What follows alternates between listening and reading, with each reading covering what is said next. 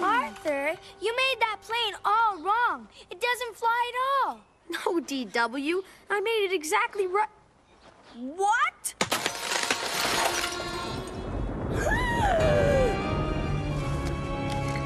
If it could break the sound barrier, falling out of a window shouldn't be able to break it. I told you not to touch it! You built it all wrong. Did you even read the directions? It didn't fly for 1 second. It's not my fault if you made a plane that can't fly. I told you not to touch it! Ah!